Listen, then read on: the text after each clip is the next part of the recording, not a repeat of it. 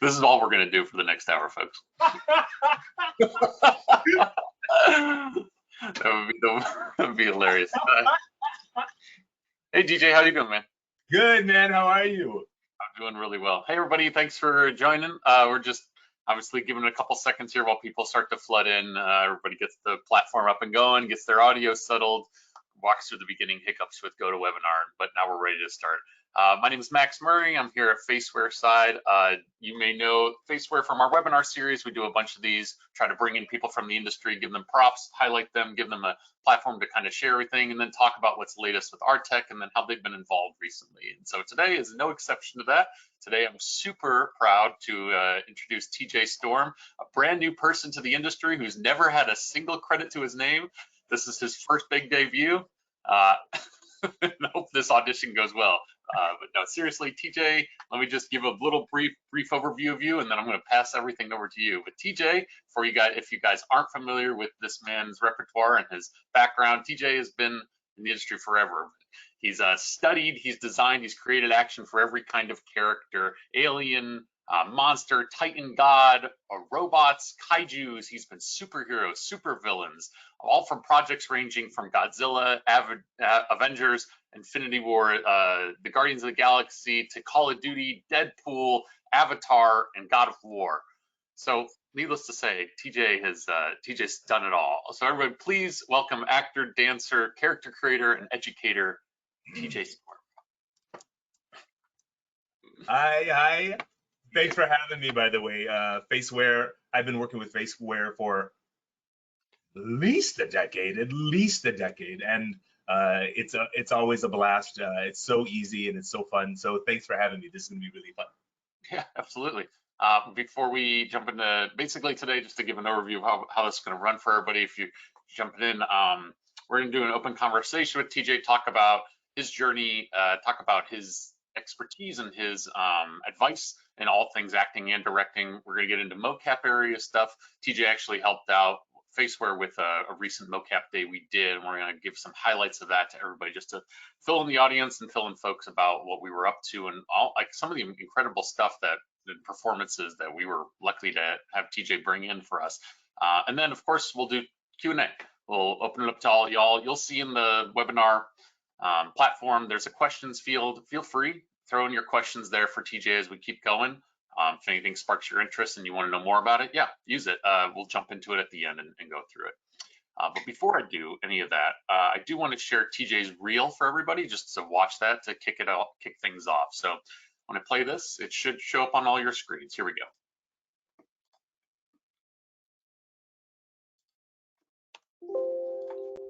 Humans. They are but stubborn and foolish. It takes a journey to hell for them to accept and praise their god.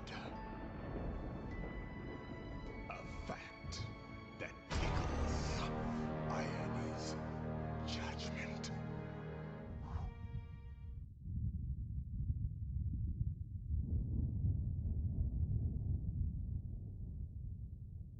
Wait! 4 or 5 moments. I'm sorry? 4 or 5 moments, that's all it takes. To... Be a hero.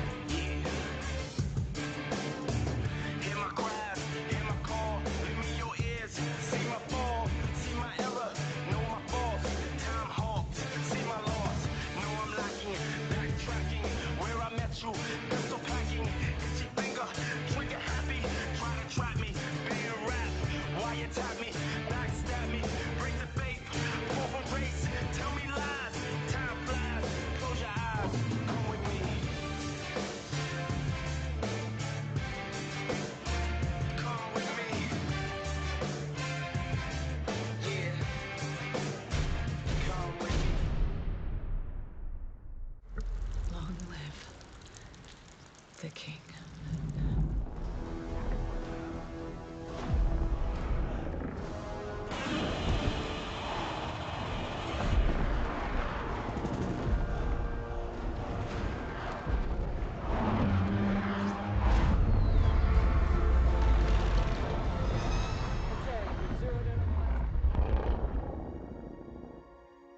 Jesus. Good thing he's on our side.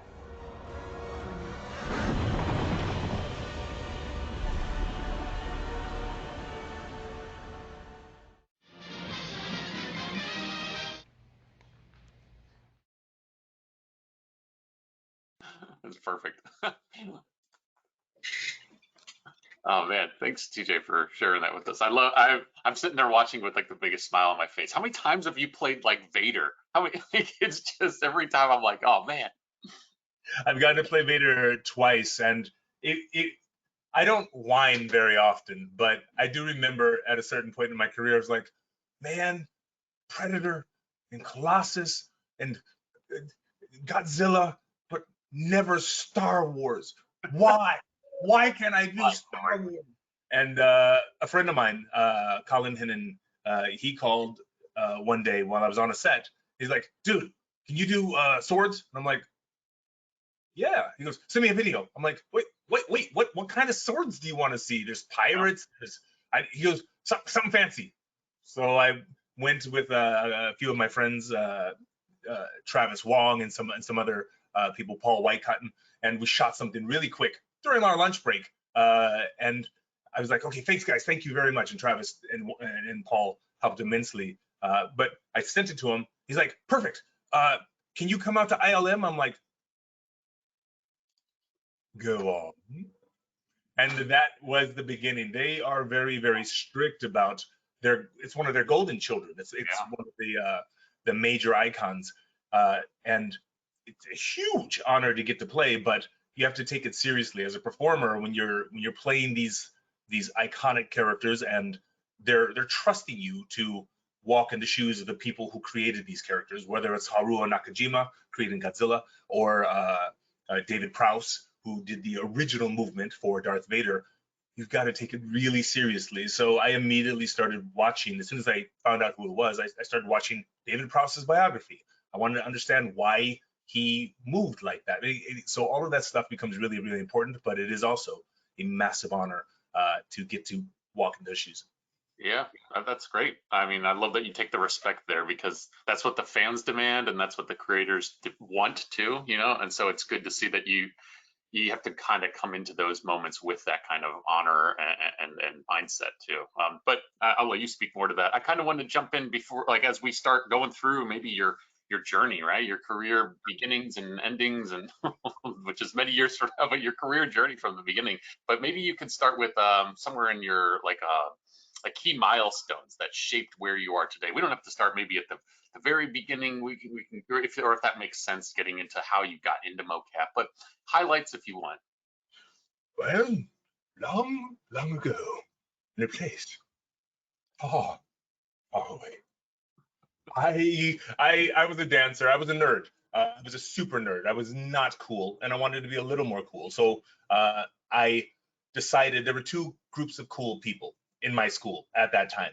Nerds were not cool at that time. Now nerds are cool. Video games and role playing and Magic Gathering, not cool back then. So way back then, I decided there are two cool groups of people, and I would study to be more like them. There were the athletes and there were the dancers. And long story short, I became both, and I became relatively proficient at both.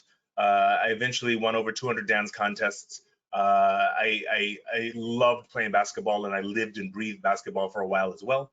And I eventually got to LA. I did dancing here as well. And then one day I decided, I'll try acting. How hard could it be? Super easy, right? But because of my size, I'm 6'2", and my look and my skill set, it wasn't hard at the time to get into the kickboxing movies that I did, and I did at least 20 of them before I ever went to acting school. Do not watch any of those 20 movies, but they're horrible. But I did what I did get was free film school. These are real film crews working on real films at an exaggerated pace in most cases. So you're getting all this condensed information. And because I'm on camera, I got a lot of feedback. Everything that I did that was good, everything that I did that was wrong, it's right there. You get all that information. So I got years of film school before I ever went to acting school. Then I eventually went to a very serious acting school. It was a Meisner technique school. And I learned so much. My first day, I walked in and I knew, just from sitting there, I knew I had done more movies than everybody in that room. Literally 4 minutes later, I also knew that I was the worst actor in the entire room. And all of these people were on stage or went to theater school. And I'm like, I'm so dead. And it was nothing but pain for the next year and a half, at least, until I barely started to catch up with them. And then I started to learn that a lot of performance is based in the naturalness that is acting, and that is a great place to start from if you can start from there. What early on, I mean, what was something like a director, what was like a really key piece of advice? And I'm not saying for everybody, this is really specific to you at this moment in your life. Like, what was something that made you, like, I know you had that moment 4 minutes in, right, that you saw everybody, but what was something that somebody said to you, whether it was, hey, try this, or, you know, something that sparked a whole new mindset? There have been many of those little plateau moments when things click. I remember Talia Shire once. That's the wife of Rocky in the movies Rocky. She was directing something, and I was an extra on this thing because I was doing extra to make real money. Although I was oftentimes the star in these kickboxing movies, those kickboxing movies didn't pay anything. They barely paid gas money.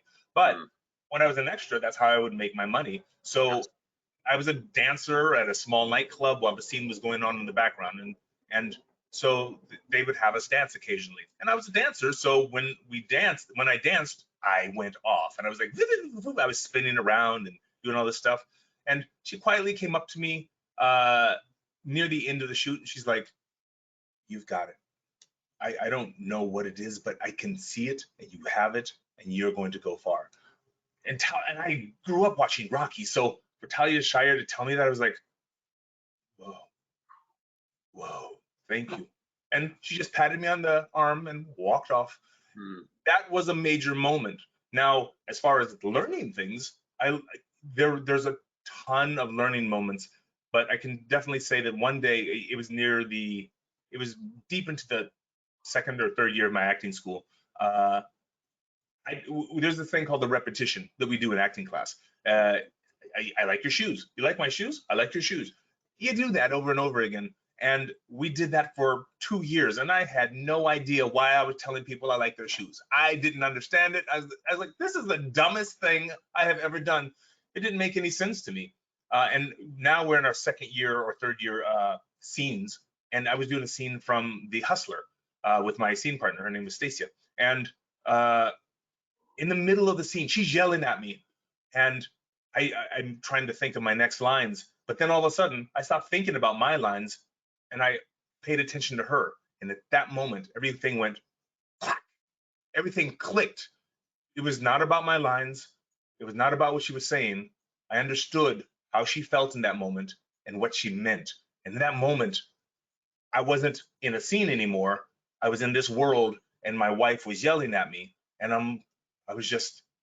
and everything clicked. I suddenly understood what acting was. And it was like everything had been black and white until that moment. And then all of a sudden, Technicolor, boom. And I was like, and my teacher was sitting there in the front row, and she's like, if you forgot the line, repeat.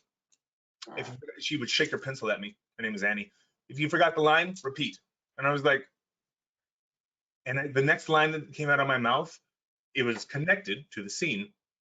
And usually everybody in class, they've seen all of these scenes 7, 8 times over weeks, and they're like this. Yeah. They're bored out of their mind. But in that one line, all of a sudden everybody went. Yeah. I saw out of the corner of my eye, I saw the entire class lean forward, but I was vaguely aware of it. And then I was in the rest of the scene. And from that point on, I started to understand what acting is. And that moment was magic. I even saw the world differently after that. It changed everything. I love that. Man, that's wonderful. I'm sure it's one of those things that's hard at first to tap into, but it starts to become more like muscle memory. I don't know. I can relate that to other things in my life, musically related, or just like the first time you discover a skill, right? Like the first time you start thinking in Spanish, if you've been learning it for 4 years, right? The first time you do it, you catch yourself and you're like, well, that was weird. And then you try to do it multiple times or something, you know? That's it. Absolutely. So, do you play music? Do you play something? Yeah. But this isn't about me, TJ. This is wait, I want to know, what do you play? What is it? I play interview TJ. That's my skill, and that's what we're doing today. Oh, Welcome back to me on a different day. Oh, So walk me through that transition into mocap. Then I know dancing. Yeah, you moved into acting. Where was it where you were like, I can take these skills and mocap makes the next point to jump off into? I was in school and I was sitting in the front row. Like I said, I was a nerd, and I know how to be a pretty good student. So I'm literally in the front row. And the speaker this day, he was teaching a class on directing. It was directing class, and this speaker was very, very passionate. So passionate that when he spoke, he spit. And I was sitting there in the front row, and everybody in the front, and he was on the stage above us, about 5 feet away. So we were getting showered, and it was on my notebook, and I'm like, okay. But it was a good class. I learned a lot in that class. But at lunch, I turned to the guy next to me. I didn't know who he was. I turned to the guy next to me. I'm like, you want to go towel off? And he started laughing. He thought it was hilarious because he understood we both got showered that day. And we started talking. We walked over and had lunch. And he's like, hey, you're pretty cool. I have this new technology. It's called Mocap. Would you be interested in helping me test it and make it work? And I'm like, this isn't something weird, is it? And he's like, no. It's really cool. All right, cool. So I went out to Orange County, and that's where he had the setup. And I put on a suit. it was the weirdest, oldest version of a motion capture suit with gigantic markers and stuff. And I did a little dance, and he's like, do something cool. And I saw a broom in the corner, and I'm like, can I use that broom over there? Can I just unscrew the broom and use it to stick? He's like, oh yeah, we should probably put markers on it. So we did all of that. And then I spun it around because I'd done martial arts. And he used that little stick figure spinning a staff to create his logo. And he used that for his company for a very long time after that. And we worked on a ton of video games together. The first video games that were using motion capture at the time. And it was a blast. But we figured out all kinds of workarounds and things, because at the time there wasn't answers to all of the stuff like, how do we do this? How do we do that? So we found all kinds of ways, and it was really, really fun. And then one day he's like, hey, do you have a bunch of friends? We have this project. By the way, here's your homework. And he gave me a stack of VHS tapes. For those of you at home who don't know what the hell I'm talking about, a VHS tape is a square box that looks like a little brick, but it's flatter, and it holds movies and information. This was the standard in the 19th century near the end of that. Anyway, back to the story. So he gives me a stack of these VHS tapes, and he's like, this is Star Trek. I'm like, I know Star Trek. He goes, no, you have to be Captain Kirk. I'm like, oh, it was Captain James T. Kirk, and I was going to play him. They'd already done all the voice lines with William Shatner, and they gave me these to give those words a body and some motion. And they needed a Bones and a Uhuru and a Spock. And so I called my friends, and we all got in this little 8x8 square, one at a time most of the time. And we did these scenes that were, I think it was called Star Trek Vulcan Fury. This was the first time we did a multi-person game. And this is the late 90s, maybe 97, something like that. But yeah, it was a great adventure and a great way to start a journey in performance capture. That's great. I love that. Another iconic character brought to life, and what a jumping off point to have to imitate Shatner right there, right from the beginning. But that's great. I want to think you mentioned something interesting as far as like building from the beginning with him and like kind of creating solutions to problems you guys didn't even know. Which leads me to the mocap world is full of challenges and unique situations.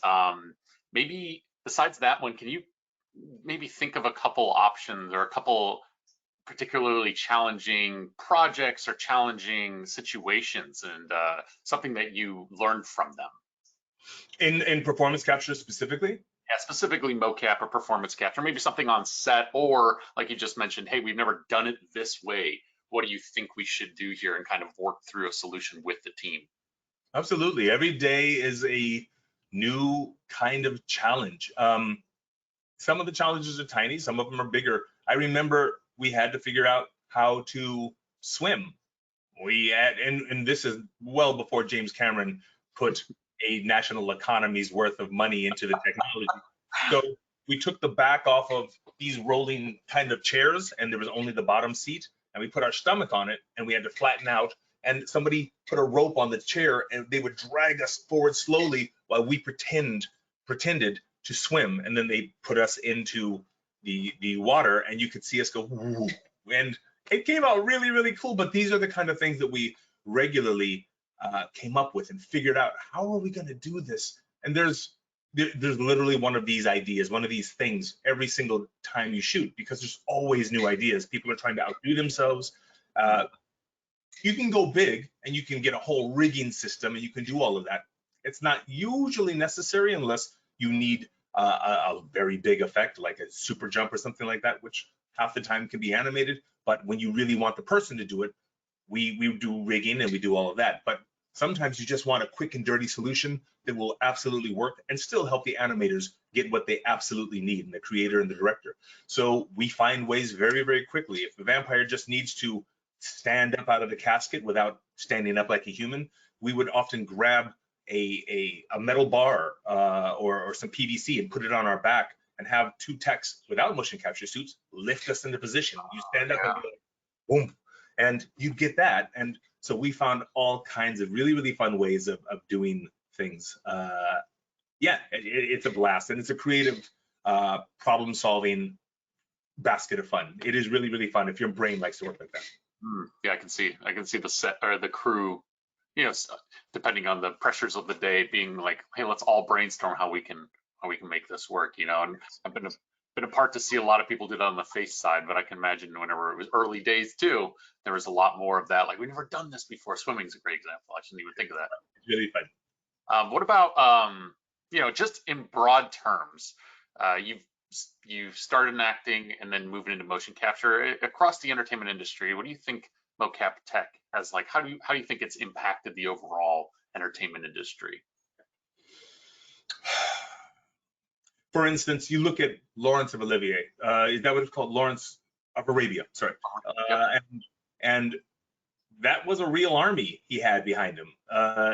They had hundreds, if not thousands, of people. There was also a movie where the French fought the Zulu, and there were hundreds, if not thousands, of extras and stunt people and crew to shoot those scenes. Now we do that with 2 or 3 people in a motion capture volume, which saves production an immense amount of time and saves on manpower. Technology keeps on moving forward. It changes things, and it's both a boon and a curse for depending on who you are and where you sit. Back in the 1800s, the only reason, if you go to New York and you see those stairs that go up to brownstones, like in Sex and the City and any movie you see those stairs that go up. The only reason there's stairs that go up to your house, your brownstone house, is because there was so much horse poop in the street that it was absolutely disgusting. And if it rained, all of that would seep into your house. So they built above the level of the street. But cars, and they put taxes on horses. They put extra taxes. If your horse died, they couldn't move it for days until it atrophied, because that's how you got a horse out of there. But all of a sudden, nobody needed horses anymore. It took less than 2 years for most of the horses in New York to disappear when the car came along. And that was that technology of the time, and it changed everything. So yeah, it's a harsh lesson, and both a blessing and a curse, but it is part of this that motion capture has made it easier for us to do certain things. I remember watching the Hulk when I grew up. It was Lou Ferrigno, who was a hero, a superhero in real life at the time, painted green, and he did the thing. It was awesome. I loved it as a kid. It doesn't exactly compare to the new Hulk. They're different. But again, that's motion capture, performance capture, face capture, all together working seamlessly to create something I grew up watching in the comic books. In the comic books, I played these movies in my head, and now they're on screen for me. I'm so excited to go see the Marvels. I can't wait to go see that movie and see people fly through the air and blast energy bolts at each other. We couldn't do that 30 years ago. And if we did, it looked a little wonky, and it was really, really hard. Now, it is very, very possible. And I believe motion capture technology, performance capture technology makes all of this very, very possible for us. Makes sense. I did want to ask specifically to mocap acting, what are some techniques and considerations that differ compared to traditional acting? That's a good question. I have a friend, her name's Erin Fitzgerald. When you go to her, she's an incredible voice performer, and that is her specialty. But when you go to her and you're like, I want to learn voice acting, she goes, no. And you're like, why? And she's like, you want to learn acting. Voice acting is acting. It is acting. In the end, it is acting. Now, are there differences? Sure. Do I act differently when I'm in my motion capture suit versus when I'm on a live set? Excuse me. Absolutely, depending on the project. Now, if I'm in a very subtle, drama-driven project, like The Last of Us, for instance, I may be very subtle, unless I'm a mushroom-headed zombie. Okay, that requires something special. That's a creature performance, and that is very, very special. But would it be that much different if I were in prosthetic makeup? Not particularly, no. So I'm still performing. Now, there are special techniques and special things that you absolutely must learn. You have to learn how to idle. Some people, you tell them about what idling is, just standing there and looking alive. That's weird. For me to have to stand and be moving constantly and doing this very subtle breath, or if I'm on a bigger movie, when I'm doing character that is very large, well, then all of a sudden these kind of things come into play, and you have to know how to do these things if you want to do it. So people who want to specialize in motion capture and performance capture, there's a lot to learn, and that's actually what our school, Mind's Eye Tribe, does to help you along. But all the skills that you learn at Mind's Eye Tribe, they're transferable to television, film, video games, new media, augmented reality, virtual reality, because they are performance skills, and you need all of them. Good point. So then on the opposite side of that, because you've been able to be a performer for a long time, you've worked with a lot of performers, you've been on a million different projects. When you've made the transition to directing mocap performers, and of course with Mind's Eye Tribe, where you're working with up and coming actors or people that are brand new, or you know, people that have done it a bunch but are maybe trying to expand their repertoire of character performance, what's some advice? What's some advice for mocap directing that is, you know, specific to mocap, as opposed to, hey, be a director, be open, like areas there that helped you through?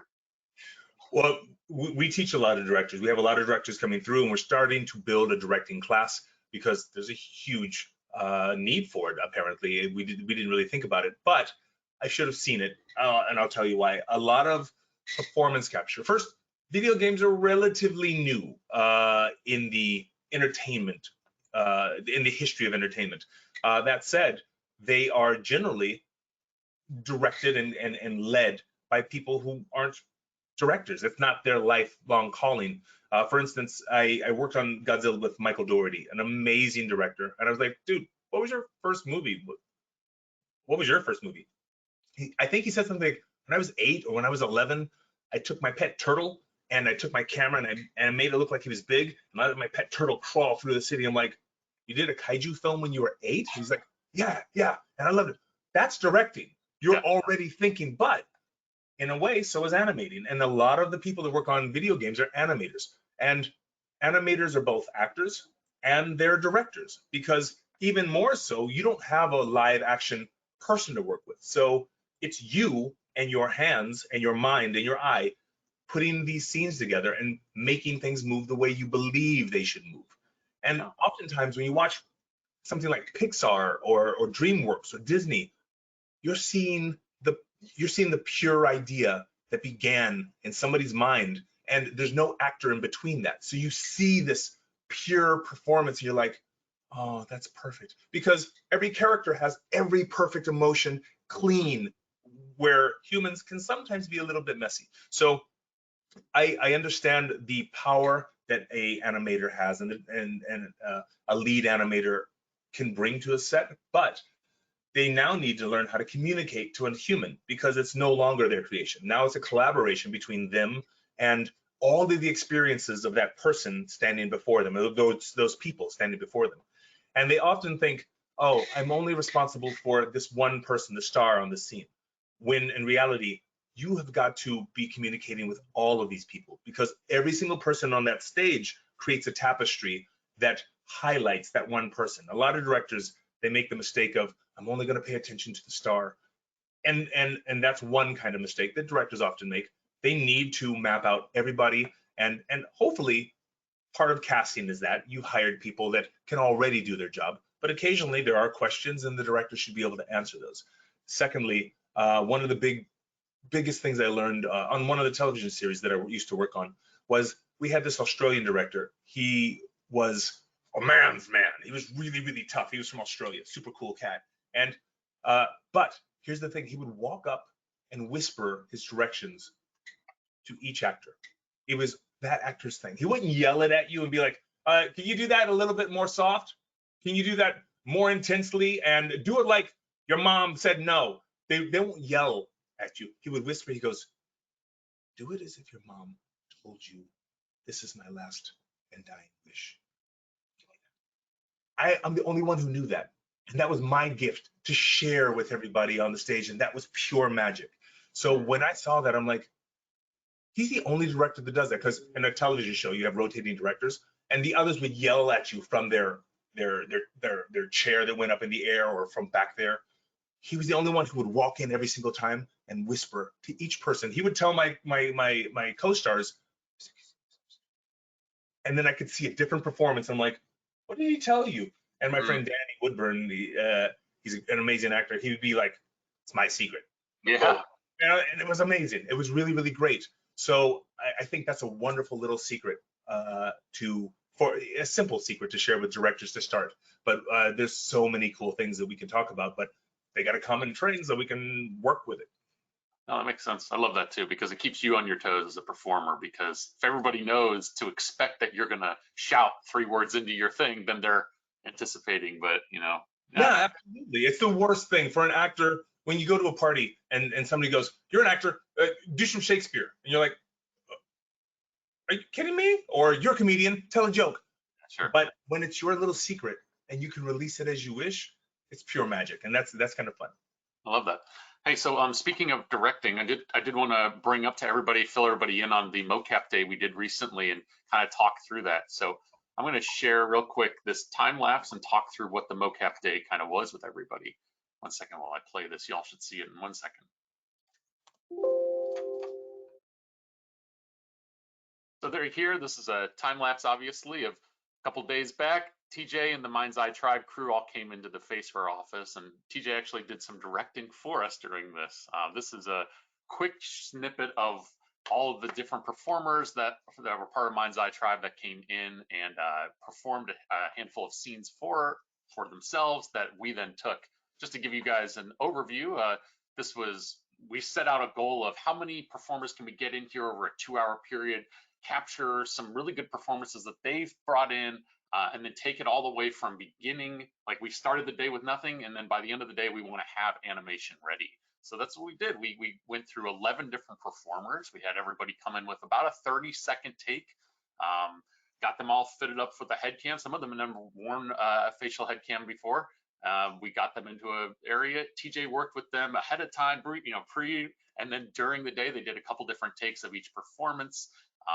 They made their selects, they refined, they did everything they needed, they liked it, and then we took those performances and moved them all the way through the pipe, through a normal animation pipeline. One of the big things we're doing at Faceware is we're trying to show how fast we can track facial performances now with Faceware Portal, specifically because you don't need to use a whole long exhaustive process to train the software on how one actor's face moves. You can just automatically process it now. So what we were doing was, hey, how can we put this into a real life situation? We're going to bring a bunch of people in, track it, and then also solve it onto some animated characters really fast. And then at the end of the day, just to tell you guys, we did like a little kind of like a film screening where everybody got to see their performances all back to back, and everybody got to watch and enjoy everybody's specific performances. So from there, I did want to mention, obviously, like, TJ, thanks so much for your help and your contributing everything there.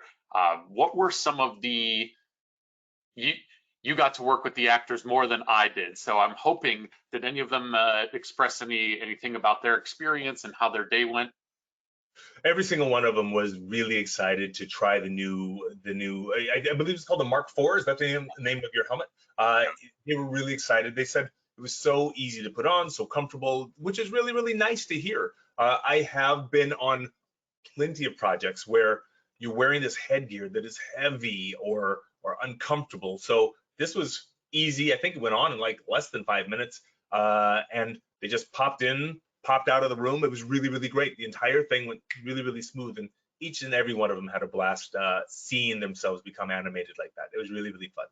That's cool. I'm glad to hear it. Yeah, this big thing that we always strive for is how do we make this as comfortable as possible so that actors aren't like, hey, I can't really think about my scene because this helmet's really bothering me or anything like that. So let me show you guys all of this too. We put together a quick like slide that shows all the performances back to back.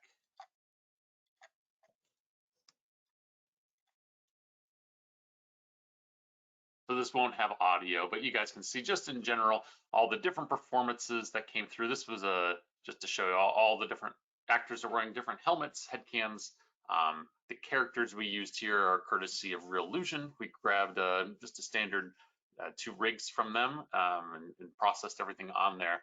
what we'll go through is I'll actually pull out a couple highlights here and show them specifically some of the performances. I think it's really helpful if everybody sees like a great performance. We had one of them, and then we'll show some of the results too. So why don't we start with Gabriel here? Gabriel gave a really fun performance that goes through a lot of dynamic range of fear and anger and excitement. So I'm going to show that same one on that real illusion character. Here we go. Last night I dreamt my father was inside a baked potato, and I was afraid everyone would see how small he was in there, so I kept trying to close the baked potato. But I guess it was hot in there because he started to cry when I was shutting it, and I started to cry because I didn't know what to do. But then the waiter came and brought dessert, devil's food cake with mocha icing. I was in heaven. And then I woke up hungry. What do you think that means?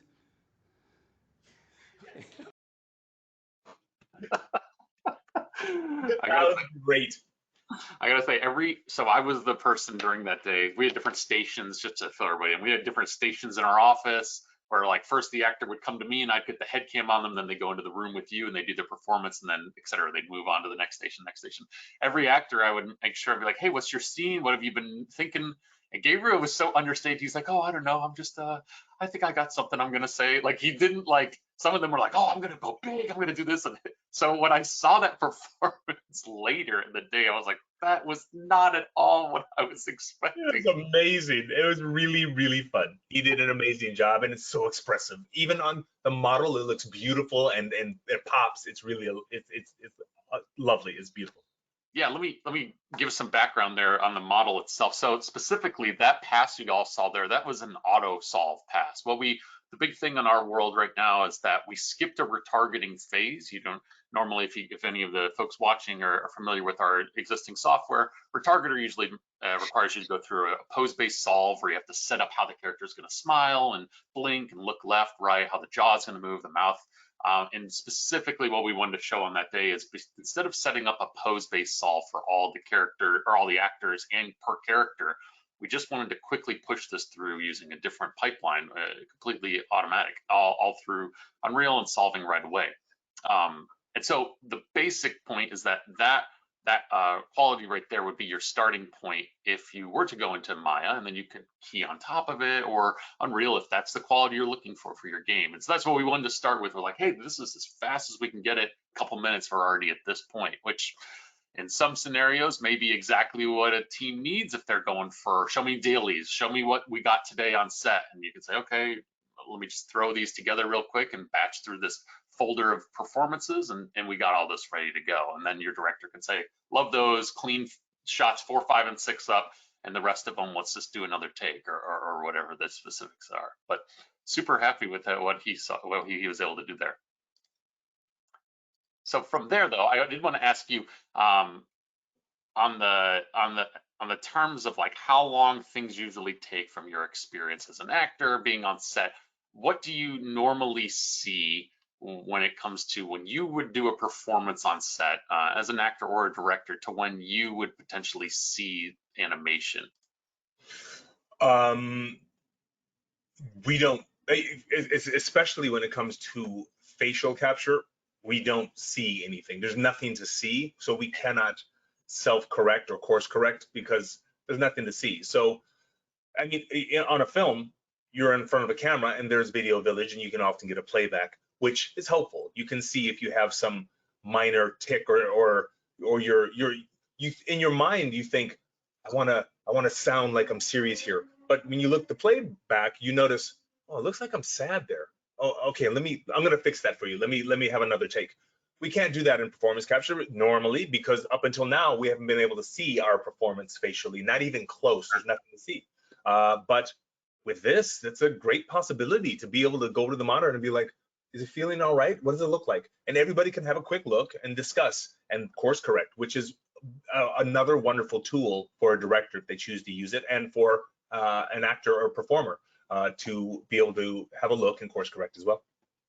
Yeah, I was thinking about that too. Is this something that actors generally prefer to not see it? Is it something that would be helpful? Is it different per person? And what about like directors, producers, is this a world where, hey, it's just, this is the state of things, so we don't expect to have this, so we don't even want it, we don't even think to ask for it? Or is it a desire that's always communicated and we just don't even discuss it because it seems too out of the realm of possibility? There are several different camps of both directors and performers.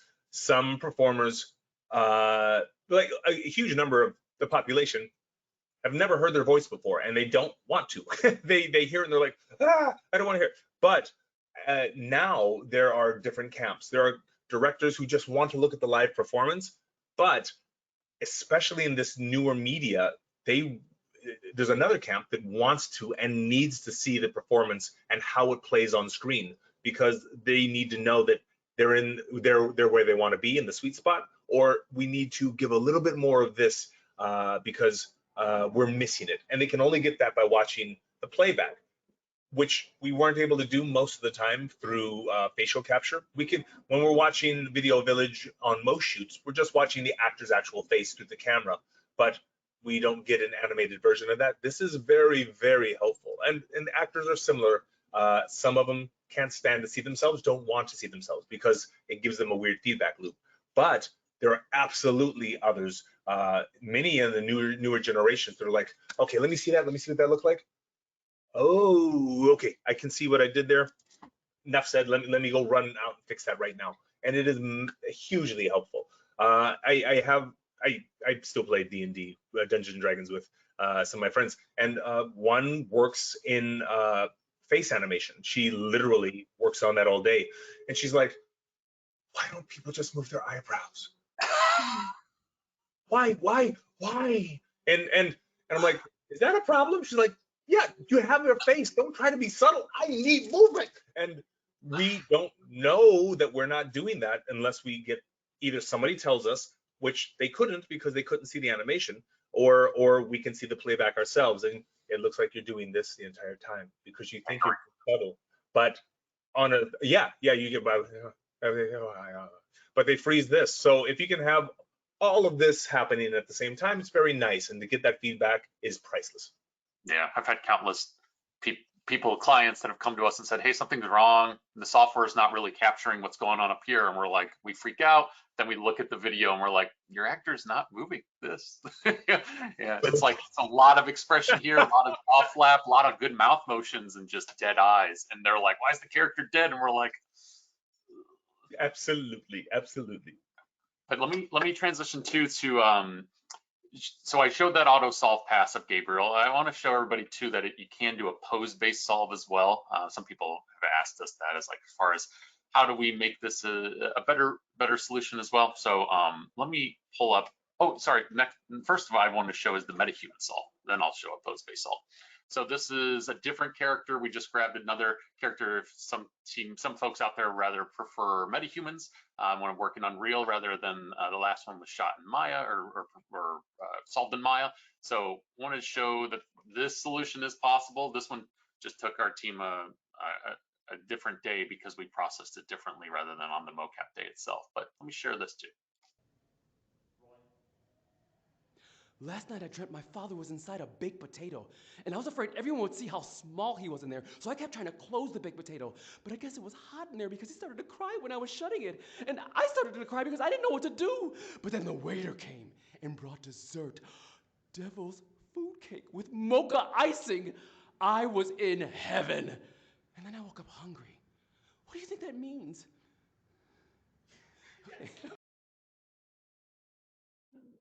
Amazing. I haven't seen that one yet. That looks absolutely amazing. I love it.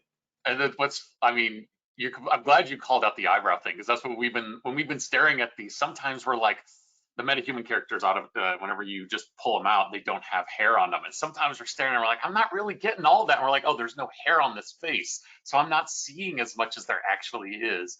Yes. It's just one of those psychological things in the human brain where you're like, I'm not getting it. And you're like, it's just because I'm looking for hair. I'm looking for, but it's there. That's awesome. It looks amazing on that metahuman. You can see every expression. It's beautiful. I love it. Yeah, Giriel's he's not, he doesn't hold back any of his expressions, which is what I Gabriel, ladies and gentlemen, and he's actually Gabriel is one of our scholarship students at Mind's Eye Tribe. He received the Haruo Nakajima Scholarship. On top of that, he is an amazing physical performer. He currently also works on the stage production of The Lion King, I believe. So Wow. he's an amazing performer. He's a powerhouse, and that's just a small example of awesomeness. He's great. Yeah. And I don't want to discredit any of the other performances. Really, we just have time to show one person. We just wanted to solve one. But I'm going to be honest, man, like of the 11 people that came in, there was 11 performances that we were all like, that was so good. And I say that because our team is usually putting on the head cam on ourselves, and then we're like, what do we do now? We're like, just talk about your favorite book growing up, and it's like, that's not exciting. It's like we have nothing to say. So I'm glad that we had some really interesting performances from y'all. It was so fun to watch them all perform and just come to life. And they sit on it until it's time, and then they release it. It's the secret to release, and it's pure magic. Katie O'Hagan, Ryan Bravo, they did amazing jobs. All 11 did just absolutely wonderful jobs with the head cam on. One last call out for that exact same performance, though. I wanted to show again to everybody watching. So you may be thinking, okay, you showed me a stylized character, you showed me auto solve. What about a different type of character completely? So we actually have one other option I did want to share with you. I don't think you've seen this one either, TJ, which is kind of exciting here. So this is courtesy of the team over at Kitestring. They're one of their Ozone character rigs. This is going to be pretty up and coming soon. You'll hear more about it later, or you're more than welcome to reach out to them and find out more. But this character specifically is obviously much more stylized, much more expressive, a whole different range here. It actually controls different than most character rigs, which their team can explain a lot more in depth on. But we wanted to highlight this because of how expressive this performance was. How much can we push it whenever you have something that's like, hey, give me a lot more of those squash and stretch features. So let me play this and y'all can see it. Last night I dreamt my father was inside a baked potato, and I was afraid everyone would see how small he was in there, so I kept trying to close the baked potato. But I guess it was hot in there because he started to cry when I was shutting it, and I started to cry because I didn't know what to do. But then the waiter came and brought dessert, devil's food cake with mocha icing. I was in heaven. And then I woke up hungry. What do you think that means? Man. But I love that. It's totally different, but his performance was just as clear, you know? It's really cool to see because I can see and experience a huge portion of the performance, and that is face alone. And we derive meaning from body language, which is not existent on these particular models, but because the face comes through so well, I can absolutely understand everything that's happening by the face alone because it's so expressive. Those models are amazing, and the performance is, of course, perfect. So it works really, really well. Yeah, huge. And the biggest takeaway from us, just to give you guys some final stats there, average take was 30 seconds from the actors. Processing on our side was 4 minutes per actor, and then all the auto solves in Maya took 20 seconds. It was crazy. So we were able to push through this kind of like a factory line. I know you were talking about automation in the car industry and Henry Ford and everything. That's kind of honestly like my inspiration around the Mocap Day was like, how can we push this through as an assembly line, get everybody through as fast as possible? And it was nuts just how fast we were able to do that. It was amazing. So from there, though, I know we want to open this up to questions. So luckily, we do have a ton of people that have joined. A lot of folks are anxious to say hi. TJ, give me 1 second here. I'm just going to pull some of them for you and just go through as many of these as we can. So first up, I see as a voice actor who's been told to get into PCAP, what kind of classes would you recommend to start? Mocap, is Mocap right? Is dancing right? Is motion or martial arts right? What would you recommend? That depends. So let me preface this by telling you what Mind's Eye Tribe Action Actors Academy does. Mind's Eye Tribe Action Actors Academy is a school that focuses, it was born of me working on stages and working with a lot of people who've never done performance capture, motion capture before. So a lot of them didn't know what to expect, and that nervousness made it so that they performed a little more stiffly because they were wearing this new suit in an completely empty volume. So if you want to dip your toe into the deep end very quickly, just walk into our motion capture essentials class, where you can start to understand what motion capture is about and what you can expect and how to best position yourself to do the work and get more work in that particular genre. But we also build all the classes that are best used by video games specifically.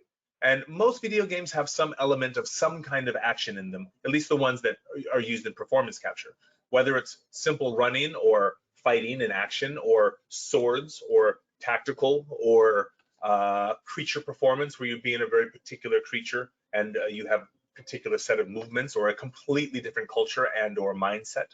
And we work through all of the genres. We also have special classes which are like magic, wizardry, and the force. And we have our new class, which incorporates one of these. So it's called Jedi 7, and the Jedi 7 class is a class that teaches the 7 combat forms of the Jedi, 7 different ways that they fight using lightsabers. We have a heroes and superheroes class, and in 2024 we're introducing our villains class. All of these things we've seen on every single stage, people are unprepared for in one way or another. Actors carry an incredible set of skills, and they've worked a lifetime to get those skills. But once you finally get into these expanded realms of reality, where you have to be more than human, or less than human, or something else than human, you may not be prepared for it, or you may be a little intimidated by the fact that you have to wear a different skin, which is literally what we're doing in performance capture. So if you can jump into a performance capture class, wonderful. If you can jump into a martial arts class, that is a great solid foundation of movement. Dance, also wonderful. There's pros and cons of all of those, and I can go into them if you wish, but a good place to start, just to see which direction you want to go, is the Mind's Eye Tribe. It's a great place to dip your toe in and see if you want to spend the next 2 years in Taekwondo class, or if you want to join a dance studio so you can become more fluid and dance like that. So yeah, it's a really great place to start. Mind'sEyeTribe.com. Cool.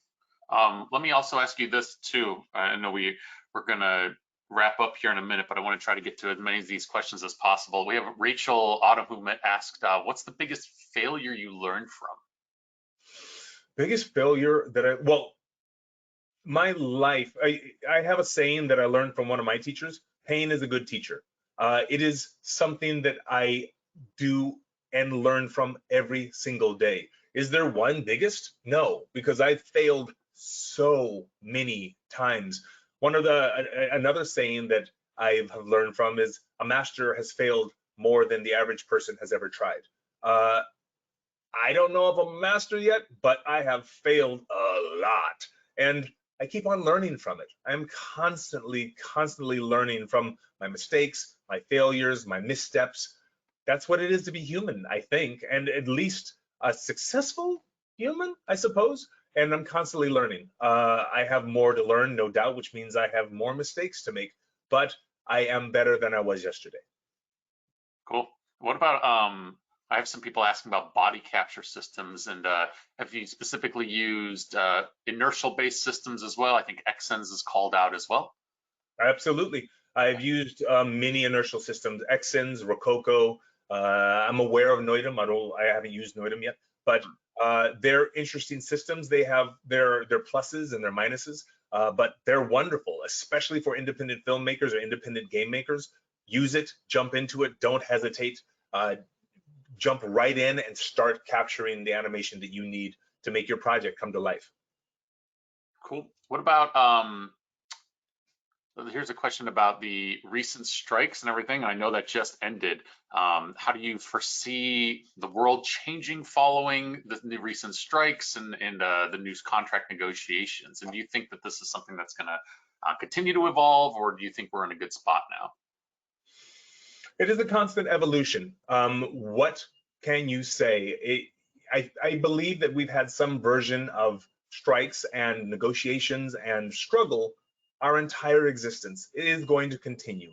AI is going to do what AI is going to do. We are going to fight for our rights and protect ourselves as best as we can. And I believe SAG and the people at SAG, Andy Norris, she's one of the founders of Mind's Eye Tribe. She is out there right now fighting the good fight for all of us in performance capture and motion capture. They're doing their best against a monster industry that only has one goal, and that goal is to make a good business model, to make money, which is kind of what we all do.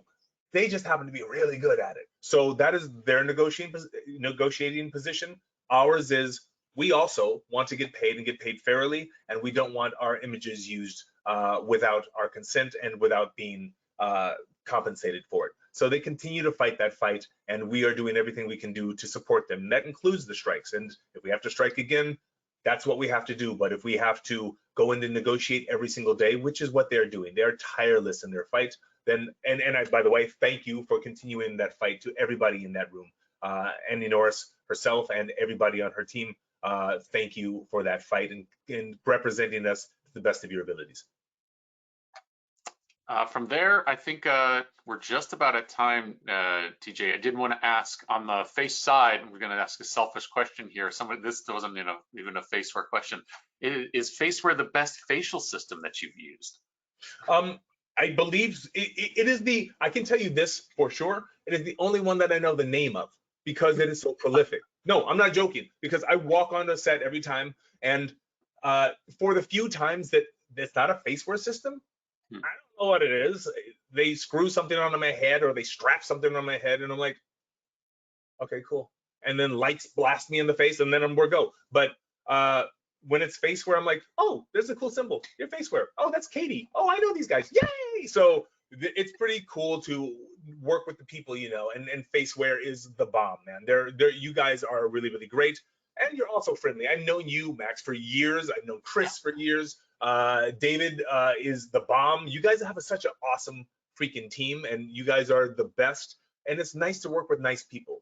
And so I can absolutely say that you guys are the people that I know, and I know your name and I know your faces. Faceware. That's where the name came from.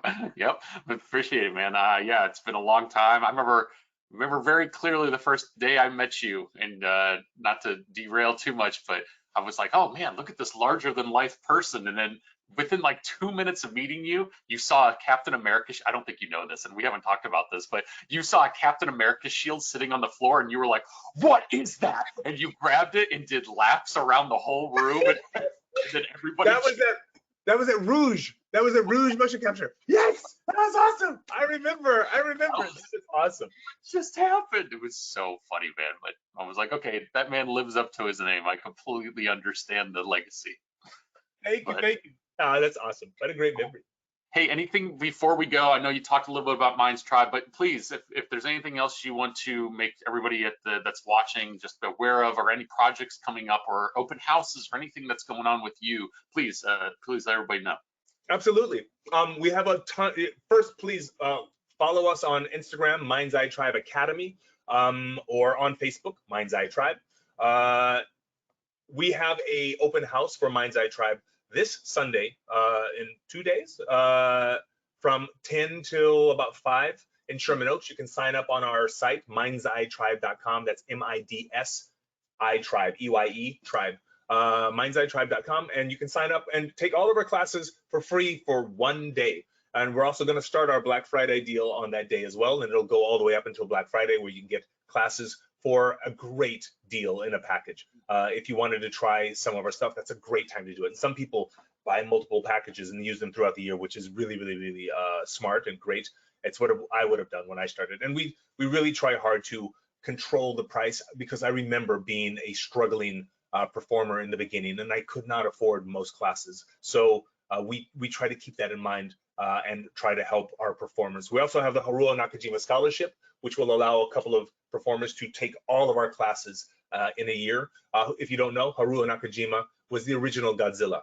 And I was fortunate enough to meet his daughter. Unfortunately, I never got to meet Nakajima-san himself, but his daughter is absolutely wonderful. Her name is Sonoe, and she agreed to allow us to run something called the Haruo Nakajima Scholarship, honoring her father and her father's legacy, and giving 1 or 2 students a chance to have some of the chances that I had growing up. I had incredible mentors, and we want to help people rise and find their place in the world and in the world of performance.